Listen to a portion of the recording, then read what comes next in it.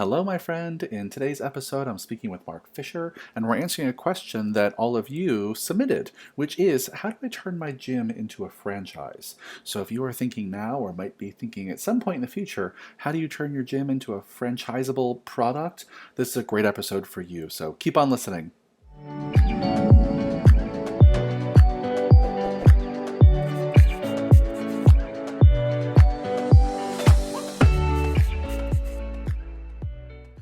Hello, fitness business nerds. What's up? Welcome to another episode of the Business for Unicorns podcast. And today I'm here with Mr. Fisher. Hello, sir. Hello, how are you? I'm doing great. And I think you have an exciting webinar coming up that I want to kick this I off by telling do. all our friends about. So you're doing a webinar that Yes. really anyone listening can register for. And the title of the webinar is How Much Should Gym Owners Make? Is that right? Yes. It's an Yeah. So exciting and exclusive. It's an exclusive webinar. It's very exclusive. We will only let people in that are registered for the webinar. But yep. yeah, kidding aside, it is a free training. It's happening on October 13th and October 14th at 12 p.m. both days. If you're interested in attending, you should. You can click the link in the show notes, and we'll be covering the financial benchmarks that I look at when I'm looking to quickly analyze a business. So yes, this is things such as how much should you be making if you run a gym? It's also things such as how much should you be spending on your staff as a percentage of revenue, or how to spot and address what I call the four deadly horsemen of overexpansion I see often, the four most common mistakes that prevent gyms from being profitable. I'll also say briefly, we are going to have some bonuses purely for the live attendees. So anybody that wants to register, we'll be happy to send you video. I know you might have a conflict, but if you can attend live, we will bribe you. And in addition to obviously being able to participate in the Q&A, we will also be able to give you a spreadsheet only for live attendees that is essentially a version of my gym analyzer that will allow you to plug in your numbers, and then it'll tell you how you're doing and as compared to the benchmarks that we discuss on the webinar. Yeah. Fantastic. Yeah, listeners, for any of you who wanted to wrap your arms more fully around your finances, or even just start to do that for the first time and understand, what the benchmark should be for all the different ratios of the money in your business, this is a great place to start. Mark really is going to be breaking it down into the nitty gritty. And like I said, if you attend live, you get a spreadsheet that helps you do the math, which is just so valuable. So click the link in the show notes and go register now and tell all your gym owner friends about it and bring them along. Don't miss it. Yeah. Let's pivot. Let's talk about this topic today. The topic actually came from Unicorn Society member Nora. Thanks, Nora, for the great question. And Nora asked us to talk a little bit about how do you turn your gym into a franchise? And so, let's start this with the obvious caveat is that we've never done this, but we have run a gym, and Mark is now a new franchisee of a brand. So we have a little bit of a view, and I've seen a few other people not in fitness go through this process. We have some, I think, ideas to share. I'll speak for myself and say this is not probably an area where I feel like a true expert, where I've helped dozens of people turn their gyms into franchises. In part because I don't think that happens terribly often. This is a thing that actually does not happen on the daily, but we're going to do our best to give some thought. So you want to kick us off, Fisher? Where does your brain immediately go when you think about someone trying to turn their gym into a franchise? Yeah, I mean, this isn't exactly an exit strategy per se, but it strikes me that we had a conversation a few weeks ago that you might have heard about what are exit strategies for gym owners. And this would be admittedly an unusual way to exit, because this now really would be turning the gym, now admittedly a franchise or franchisor, into a sellable asset. And in order to do this, we really have to have a couple things dialed in at a very high level. That's probably number one. We need a system that is actually simple enough that I can scale. Number two, we need very clear SOPs, very clear standards for what's supposed to happen. So everything about the brand, from marketing to sales to fulfillment, is all dialed in and is very, very simple, right? Because the whole thing about a franchise is you're trying to create a done-for-you turnkey business, and it can't be designed such that only genius rock stars can run it. You have to be able to give it to people of average business acumen, and they should be able to just run the play, paint by numbers, and get similar or at least good results. And then third, you also need a business model that has enough meat on the bone that even allowing for some margin, that not every operator at not every location is going to hit it out of the park, even allowing for the fact that as a franchisor, you're going to be taking, 6, 7, 8, 9, 10% off the top, there's still enough margin in the business that it is attractive and makes sense for a franchisee, and that they're making enough money, and that the business is very well insulated from risk even in a momentary downturn. So in the world of fitness businesses, we talk about this a lot, and this also is an interesting conversation. It kind of relates to the webinar I'll be doing, which is, well, how much money should the business be making? How much should you be making? Hmm. And I would note, one thing that's interesting to observe is those are actually two different questions, right? So leaving aside total owner compensation, you want to be able to probably running your business, I don't know, with no more than 60% max expenses. Now the other 40%, that can different things can do. You take some of it out, you leave some in, you invest, do whatever. But your base operating expenses in a perfect world, if certainly more than 65%, but ideally they should be 60% or even lower if you can, because that is necessary for whoever is running your play to have enough meat on the bone for them to still get good margins even after paying you out royalty fees. So I have some other thoughts practically about what this requires, but I'll pull up there, curious if you have any reflections or additions. Yeah, let me just see if I can summarize for our listeners to make sure that we're getting the same takeaway. So the three things you really highlighted here. So you need to have an overall system or model that scales, meaning how you serve your clients is something that you can repeat at scale by handing off a playbook to someone of average business acumen who can take your playbook and run with it.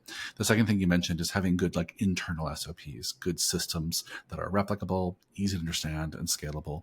And the third thing you mentioned and started to elaborate on is just enough margin that there's enough money to pay the franchisor, there's enough money for the franchisee, and if you can kind of keep generally your expenses under 60%, then you're in the right ballpark. More, less would be better. Yep. Did I hear all All that true. right? Anything you would edit? Yep. Yeah. So maybe let's just circle back to the front. When we talk about having a fitness system or fitness model that scales, can you just talk a little bit about the kinds of things that you see scale, the kinds of things that you really don't scale when it comes to Mhm. delivering a great fitness service? Yeah, I mean, I think the simplest example, or maybe the simplest place where it needs to be simple, is what is it that you're offering, right? The thing that just Yeah. emphatically does not work is offering 3 or 4 different things. I offer classes in small group, but also one-on-one, and also a high ticket, and also a transformation program. You really have one thing probably you want to be offering. I guess you could try to. It's funny, I'm sort of thinking in my head, I can't really think of anything else. I can't think of any franchise of any size, certainly, that offers Yeah. more than one thing. The vast majority of them out there are, of course, class-based franchise concepts. I have chosen to invest and go all in on a small group personal training franchise concept, but there's a lot of gym owners tend to add these different revenue streams. They think, oh, I have this other space, so I'm going to do this other space, and I can offer classes, because there's people that won't do small group, but they want classes, and this way I'm going to really grow my business that way. And it is just intuitive that will be valuable, and it is almost always a mistake. And I say this is somebody that has had success running a large, behemoth, unwieldy business that, by the definition, that definition does not scale. So I think that's part Mm-hmm. of the consideration, is if you're interested in building a business that is franchisable, you'll have to really pick one lane and go all in on it, because you got to be dead simple. Yeah, 100%. And I'll just tack on to that. This speaks to the finance part, but also the number of ways people can buy that thing should also be simple. If you offer 1,000,001 membership options or packs Yep. or Yep. Don't work. combinations of the two, right? Doesn't work. It's just so complex. For every extra way that someone can buy a thing requires all this other administration to keep track of that thing and how people can freeze their member. It just gets so complicated. So I think I just plus one on, the fitness model itself, the training style has to be pretty much one thing, and the way you sell it has to pretty much be like one, Mhm. two, three max kind of options for clients to buy, and they have to be really dead simple to explain and sell and manage. Yeah, so that's I think that captures a lot of the fitness part of this experience. I think the other thing to consider here is picking a model for which you can find talent, which you can find trainers to Mhm. execute on, right? So if you pick something, kind of more obscure in terms of the training methodology, you're gonna have a hard time having franchisees really be able to find trainers who can execute well on that model. So it's got to be something that you can find good trainers to do. Yeah. Anything you would add to that? No, no, I think that's true. The thing that, as we're talking through this, strikes me is one of the challenges when you look at the fitness business land, and Lord knows I have both been guilty of this and have also been the cause of other people doing this.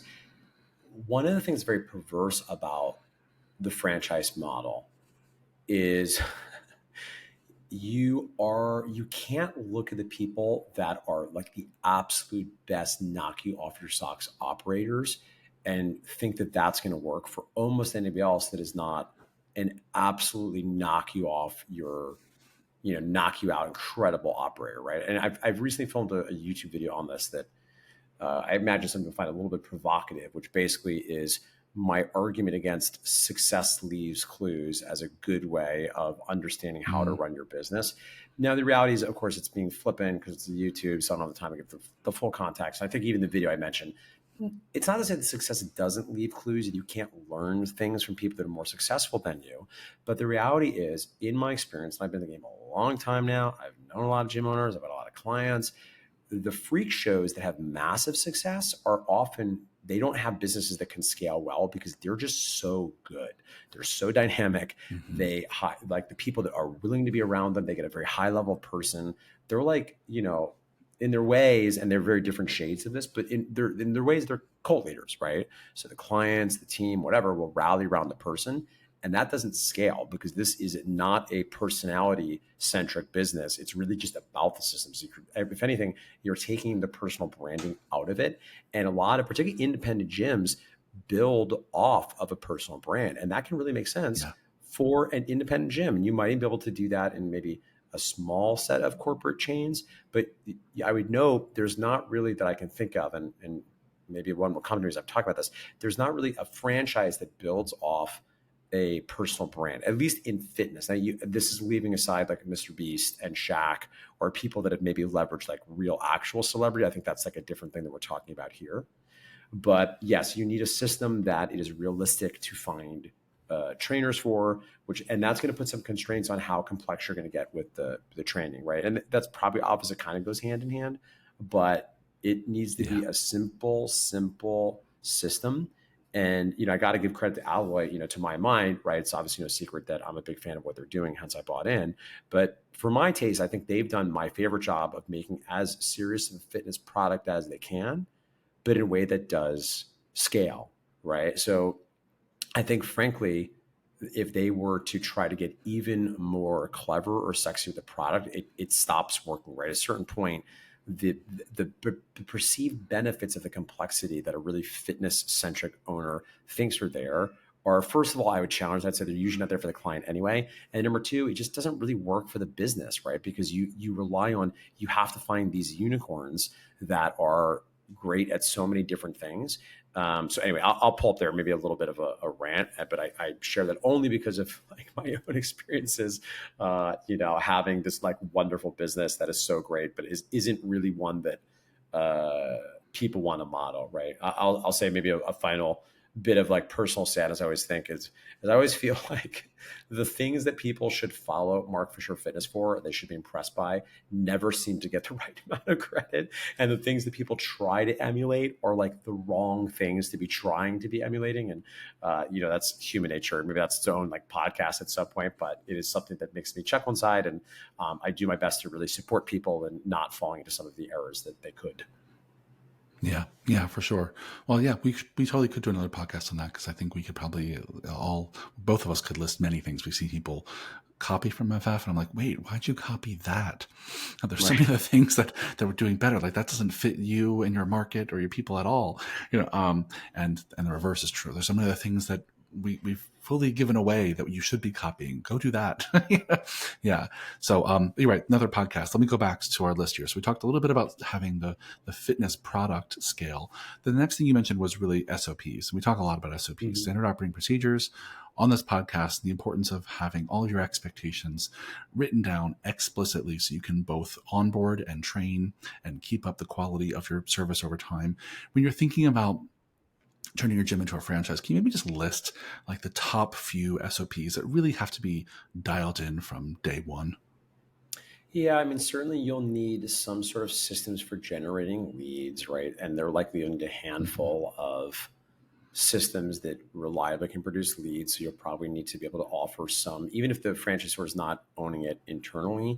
One of the things that is true about a franchisor, part of the value proposition you're offering is, at least essentially, is being introduced to very competent vendors that can run the franchisor's plays. Yeah. And so, you're looking at marketing SOPs.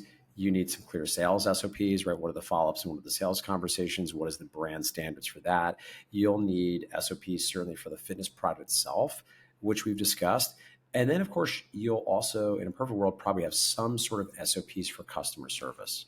Now, here's the thing that's challenging about franchises. To some extent, it's a version of the same challenge that you have as an independent gym operator is the lighter touch the franchisor has in regards to what sort of SOPs they offer, the more usable they are, and the more challenging it is. And for some franchisees who have to fill in a lot of blanks, they're just like not being explicit. On the other hand, the more the franchisor goes down the rabbit hole and gives you every possible SOP you can think of, the more that franchise manual becomes unwieldy and very difficult to use. So this is Mm-hmm. hard because there's not a perfect solution for this. Yeah. It's part of, frankly, It's a little why bit of an art. and it's part of why I wound up ultimately choosing going the route of a fitness franchise. Listeners may or may not know, I was vetting a number of different brands in different industries. It wasn't clear to me that necessarily I was going to be going down the fitness route, though certainly that would be probably something in services where I could leverage existing skill sets. So those are, I think, are some of the buckets of things you will need as a franchisor should you look to franchise your business. They've got to be written down, they got to be clear, they got to be usable by not requiring a complete super genius to run them.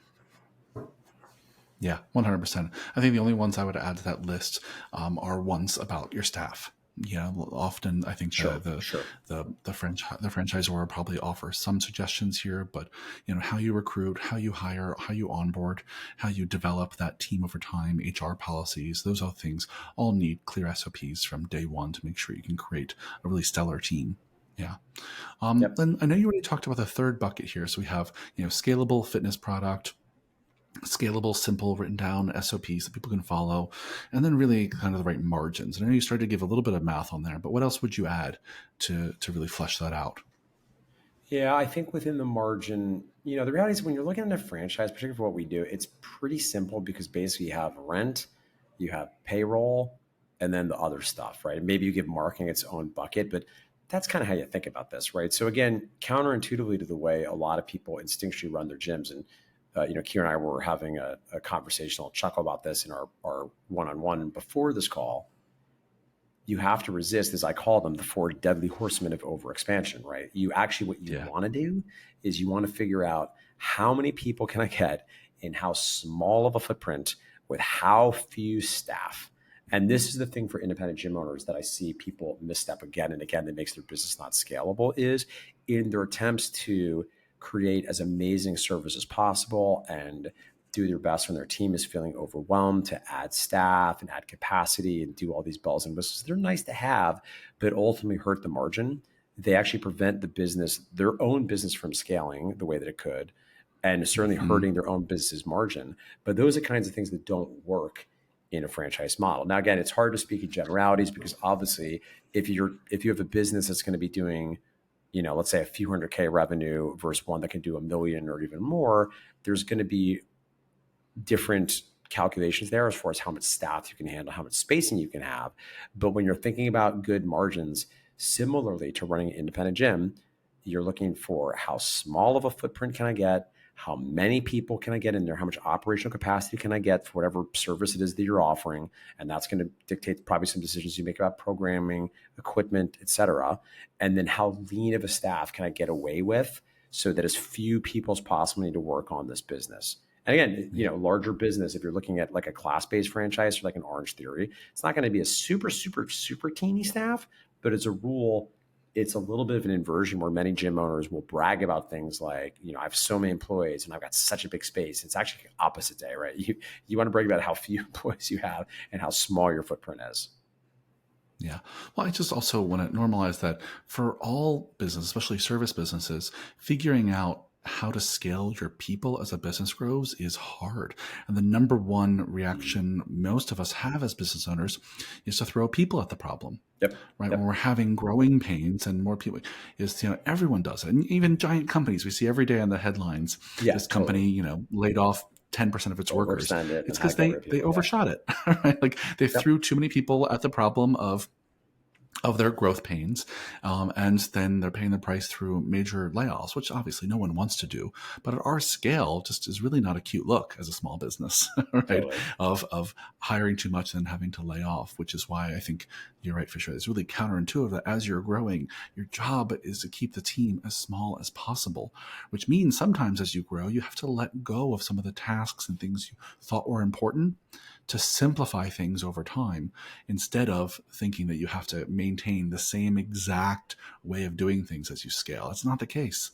The only way you get that kind of those margins to scale with you or even increase as you grow is by ultimately kind of doing less as you get bigger, and that's Yeah. really counterintuitive. We've made the mistake many, many times, and I see it every day in Unicorn Society members, and it's not an easy one to overcome. Like I said, big businesses who have tons of really smart, high-paid people sitting around boardrooms make the mistake all the time. Yeah. Well, let's recap and wrap it up here because I know we're at our time, which is basically, for those of you thinking about maybe turning your business into a franchise someday, we even get into like the legal stuff and how big you got to Yeah. be. We can maybe circle back and add some more thoughts there. But at the very least, I think Mark's list of 3 things is the list to start thinking about, which is, do you have a fitness experience and product that scales and as simple as possible? Do you have SOPs that document all of your expectations as clearly as possible? And do you have a financial model that leaves enough meat on the bone to be franchisable, to leave enough money in there for all parties involved? Which means you got to keep the space small and the staff low. In a nutshell. Yeah. Any final thoughts here, Fisher? Yeah, I think the only 2 things we didn't touch on here. I mean, yeah, leaving aside obviously the legal piece is just like very, very expensive, and for a lot of people, that's going to be the barrier. It's just going to be so Of prohibitive to course. afford the cost of going through all those legal rabbit holes, legal hurdles, legal something. So legal hoops, Yeah. perhaps to jump through. Legal hoops. Yeah. Yeah, because the franchises, it's pretty highly regulated, and that makes Yeah. sense because there's been a lot of crappy models over the years really taking advantage of A people. lot of So fraud. Yeah. the government has a lot of strong opinions, a lot of things you need to do. The only thing we didn't touch about too that I would highlight is something an independent gym owner is going to need to think through that they will tend to not have a lot of experience doing is part of making this all work for the franchisee, right? Because understand if you run a franchisor, Yeah. it's challenging because you need to create something that the throughput for the client is going to be positive, but you also need to be servicing the franchisee's need, even though they're not your employee, they're not your client, they're your partner. It's a weird thing. And Yeah. part And of that's a having that, relationship that in many franchise universes can be fraught, right? Because you're yeah, dealing with it's very people who have dysfunctional. real Yeah. entrepreneurial spirit, but have also agreed to do things kind of the franchise's way. And there's Yeah. often a rub there that has to be managed. And that's probably its own podcast we can talk about at some point. Yeah. Especially as It you have can more get and more weird. experience navigating yours, Fisher. I mean, without spilling too many Yeah. beans, we can probably have more and more chats about that over time. Yeah, and I think like we'll see early innings here, but I feel I hope one of the values I'm going to bring this entire system is just I'm an adult. I've like done this. Also, I'm Yeah. pretty clear on what I'm getting into. I think I've got like pretty reasonable expectations, and so far so great. So far so great. Yeah. So I Good. pride myself on. I look forward to being hopefully the least pain in the butt franchise in the system. I want to take that title. But the 2 things I had mentioned there, which we won't have time to talk about in great detail, is you have to understand how to keep your build out as affordable as possible right? Because based on what your EBITDA is, based on what your profit is over like a 2, 3, 5 year period, if the build out is so massive that you can't make a return on that, that becomes an issue, and then it doesn't make sense as an investment anymore, number one. And then number two, related to the build out, is what is your proven strategy for a ground game so that you have a lot of butts in the seats when you open. Again, an independent gym operator, they don't have, by definition, they don't have all these reps for building out new locations and then filling the seats of new locations in different markets. And those are two other things that one would need to keep in mind that are a requirement for having a franchisable, scalable gym model that you would take on franchisees for. Awesome. Awesome. Well, big shout out to Nora. Thank you, Nora, again for asking this question. Dear listeners, I hope that you got some great thoughts out of how you might get started thinking about making your gym franchisable someday. And we'll do more on this topic over time. But go ahead and click the link in the show notes and go sign up for Mark's super fun webinar to learn all the financial benchmarks you should have on your business as of today, whether you're franchising or not. These are useful benchmarks to know whether you're heading in the right financial direction. Thanks for the great conversation, Fisher, and listeners. I'll see you on the next one. Have a kick-ass day. Bye.